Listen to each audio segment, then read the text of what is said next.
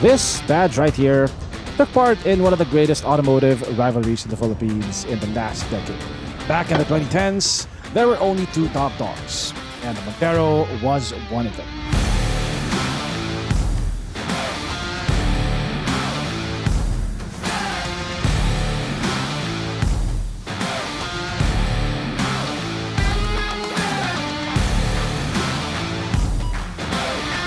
Before the Terra, before the MUX, before the T6 Everest, the Fortuner and the Montero were the kings of Philippine roads. They topped sales figures and filled mall parking lots. But now the landscape is a bit more crowded. How does it compare against the competition? And is it still worth your money? Let's find out.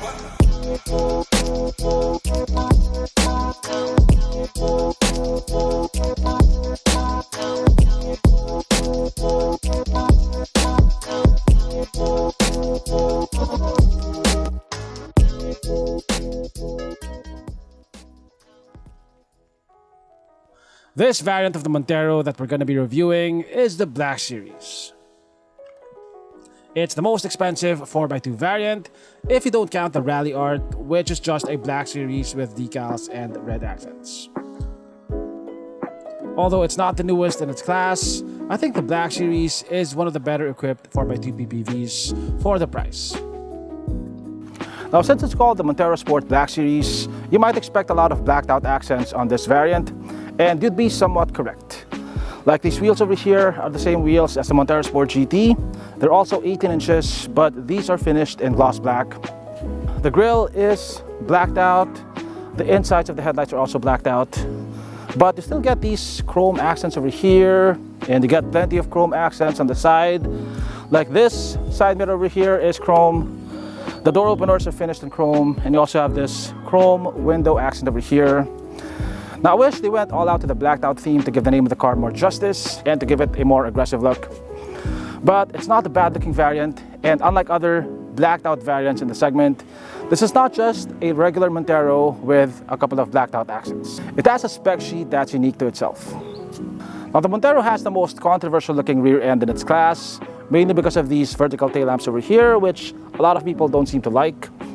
Now, I was in the same camp, but over the years, this has grown on me quite a bit. Here at the back, the Black Series still gets this chrome accent over here, which they didn't black out. It gets a power liftgate, which the Nissan Terra does not get.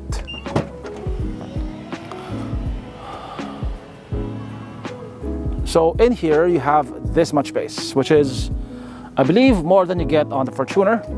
Also, all the seats fold flat to the floor, unlike the Toyota Fortuner. So when all the seats are folded, you have more space than the Fortuner.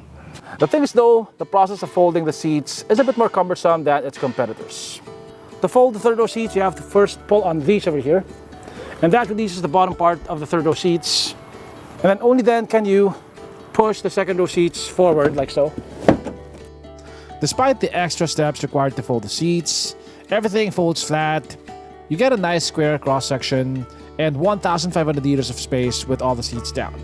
And I just can't stress enough how much better this is than the Toyota Fortuner. I mean, just look at it.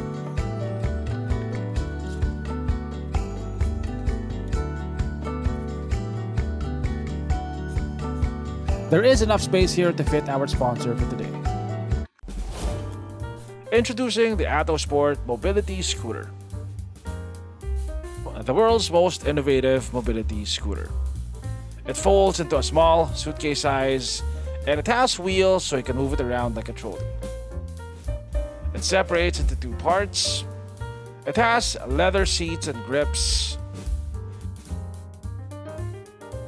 an illuminated LCD dashboard, enhanced lighting for extra visibility. You can install optional armrests. It's perfect for seniors as it's easy to lift and unfolds in seconds.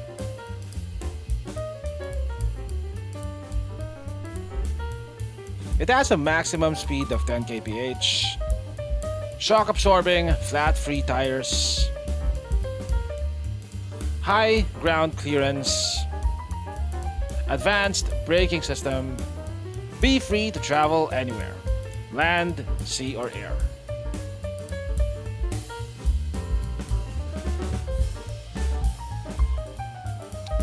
It has 20 kilometers of continuous driving range. Engineered with flair, designed with passion for performance. Be active, be free, be yourself. Atto Sport, moving life.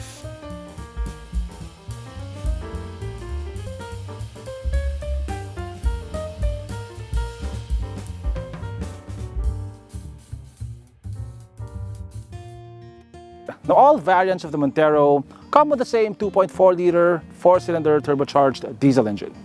Now, this puts out 179 horsepower and 430 Newton meters of torque. Now, it puts out more power than the Everest Titanium 4x2, but not as much power as the Toyota Fortuner LTD. I think the Montero has the most car-like interior in its class. You have this streamlined-looking dashboard and this high center console, which give you the feeling that you're in a cockpit. It feels like everything wraps around you. Now, in terms of materials, the entire dashboard is made of hard plastic. This over here is leather wrapped. You get leather wrapped armrests. The seats of the Black Series are leather wrapped, and both front seats are power adjustable. Also, both front seats have height adjustment, which is a rare feature in this class. Now, I wish the driver's seat had adjustable lumbar support. The steering wheel is leather wrapped. You get a lot of buttons here because the Montero Black Series has ADAS, which the Everest Titanium 4x2 lacks. You also have paddle shifters here, which I believe only the Montero Black Series has in this price bracket. This gets an 8-inch infotainment screen, which is tiny compared to the screen of the Everest and the MUX. But this gets a 360 camera, which is also lacking on the Everest Titanium 4x2. Again, you'll have to get the top-of-the-line Everest if you want all these features. Also, the MUX lacks a 360 camera on all its variants. This also has Apple CarPlay and Android Auto. You got dual-zone climate control over here. There is no wireless phone charging. 2 USB-A ports over here, 1 HDMI outlet, an electronic parking brake without a hold. What else? Oh, your push start button is not where you would expect to find it. It's on the left side of the steering wheel. The glove box is decently sized. It's also dampened, which is one of my complaints about the Everest. The glove box of the Everest is not dampened, which is a minor thing, but it affects your overall impression of the interior of the car. You also have a bit of storage underneath the center console, enough space to store your phone. There is quite a bit of storage underneath the armrest, although it's not as big as the Everest. Yes, overall, it's not the most modern looking interior in its class, but it's not the most dated either. I prefer this interior over the interior of the Toyota Fortuner. The Montero is the narrowest PPV in its class, and you can get a clear sense of that when you sit here at the second row. There's not as much horizontal space here as there is on its competitors, but there's still ample space for a person of my size. You have quite a bit of legroom here. That's about 4.5 inches. Headroom is about 1.5 to 2 inches.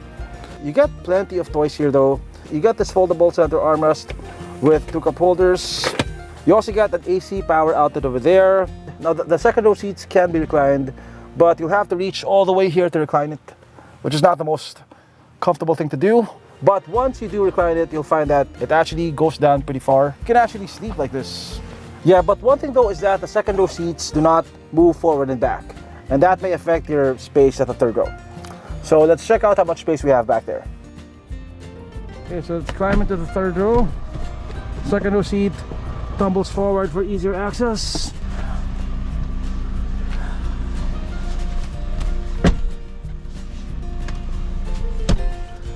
Okay, it's actually not that bad. I mean, the flooring is pretty high, so my knees are at a sharp angle, but I have quite a bit of knee room here. Headroom is okay. I can fit one finger on top of my head, and you can recline the seats as well. Yeah, that's it. You do have dedicated air vents for the third row, one over here and one over there. Okay, so we're now on the highway. I have adaptive cruise turned on. My feet are not doing anything, as you can see.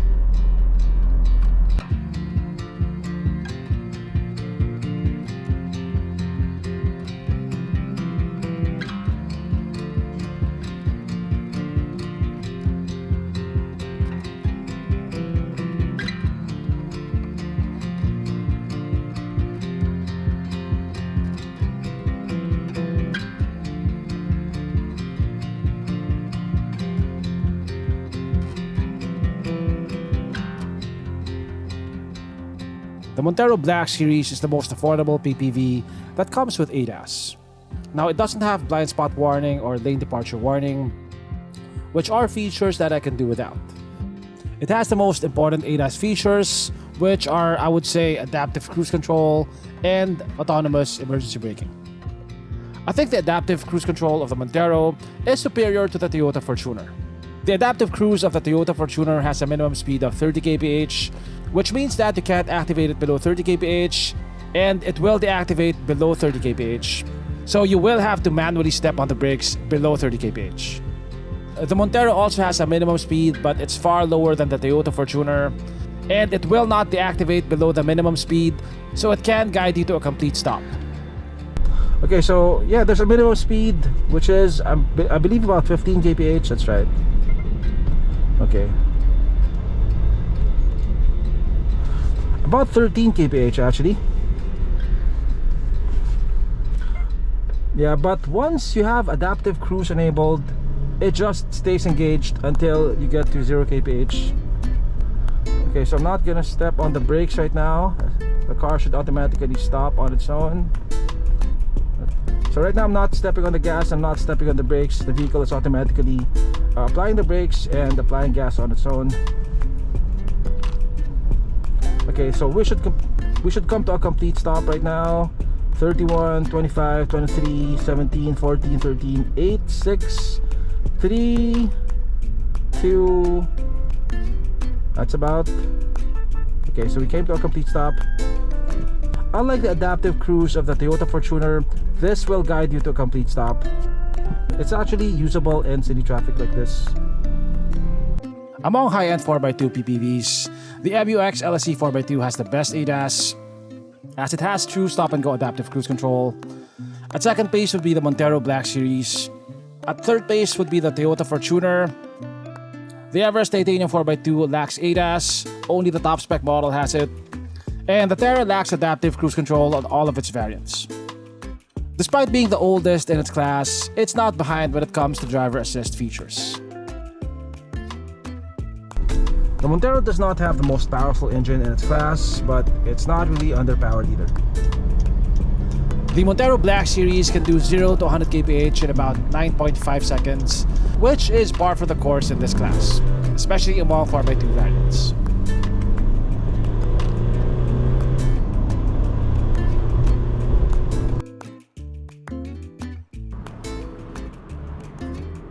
The Montero, surprisingly, is one of the better riding SUVs in its class. It has better ride quality than the Fortuner, but that's not really such a high bar because the Fortuner is pretty matagtag. Surprisingly, it rides better than the MUX. I think the Terra is better at handling potholes, but the Terra suspension tends to be a bit too soft, so it leans a bit more when you're cornering, which can make you feel a bit nauseous when you're on twisty roads. I think the Everest is still the standard in this class when it comes to ride quality. I would put the Montero in third place next to the Terra.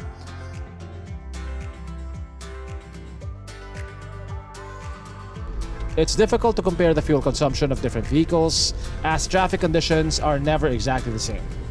But I try to conduct my tests under similar traffic conditions as much as possible, and I got 17.8 kpl on the Montero, which is about the same, if not slightly better than the Everest Titanium 4x2.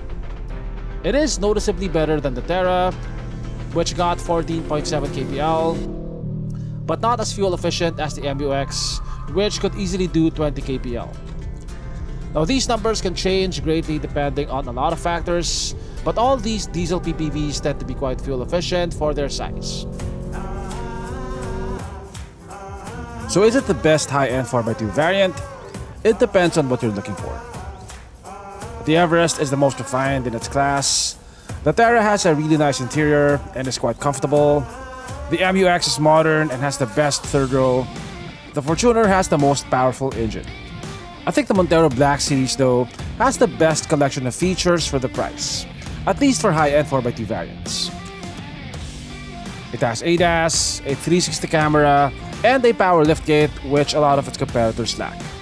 It's also priced really well. It's priced at 2,054,000 pesos, which would make it one of the most affordable high-end 4x2 variants. It's even cheaper than the Fortuner Q, which is not even the top spec 4x2 variant. For its age, it's keeping up with the competition really well. But yes, it's almost 8 years old now. And I can't wait to see what the Triton-based Montero would bring us.